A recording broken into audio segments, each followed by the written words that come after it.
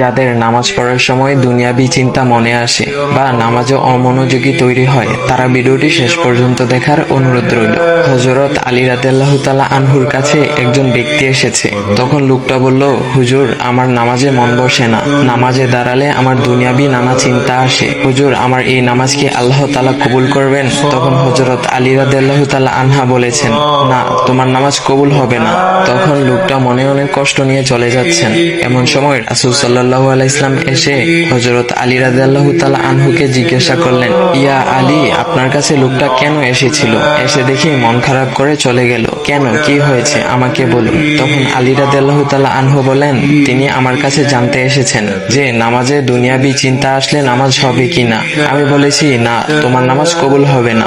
রাসূল সাল্লাল্লাহু আলাইহি ওয়াসাল্লাম তখন বলেন, ইয়া আলী, আপনাকে আমি একটা চাদর উপহার দিতে চাই, তবে একটা শর্ত আছে। আলী রাদিয়াল্লাহু তাআলা আনহু খুশি হয়ে বলেন, ইয়া রাসূলুল্লাহ, কি শর্ত তা বলুন, আমি আপনার সকল শর্ত মেনে নিব।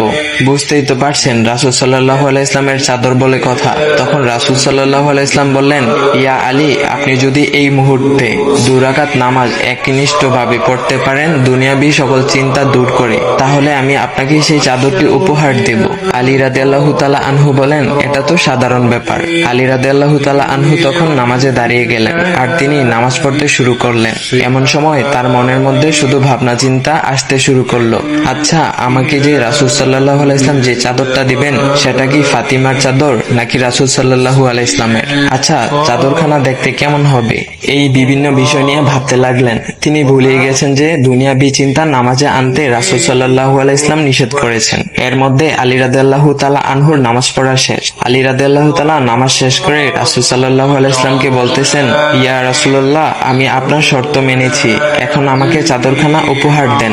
রাসূল সাল্লাল্লাহু আলাইহি ওয়াসাল্লাম বলেন, ইয়া আলী, আপনি কি একনিষ্ঠভাবে দুনিয়াবি চিন্তামুক্ত ছাড়া 2 রাকাত নামাজ পড়েছেন? তখন আলী রাদিয়াল্লাহু তাআলা আনহা মুচকি হেসে বললেন, না ইয়া রাসূলুল্লাহ, আমি আপনার চাদর নিয়ে অনেক কিছুই ভেবেছি। তখন রাসূল সাল্লাল্লাহু আলাইহি ওয়াসাল্লাম বলেন, ইয়া আলী, নামাজ তোমারও হয়েছে, আর তুমি যাকে নামাজ হবে না বলে ফতোয়া দিয়েছো, তার নামাজও আল্লাহ তাআলা কবুল করে নিয়েছেন। শোনো আলী, দুনিয়াবি চিন্তা দ্বারা নামাজ বাতিল হয় না, নামাজ মহান আল্লাহ তাআলা কবুল করে নেন।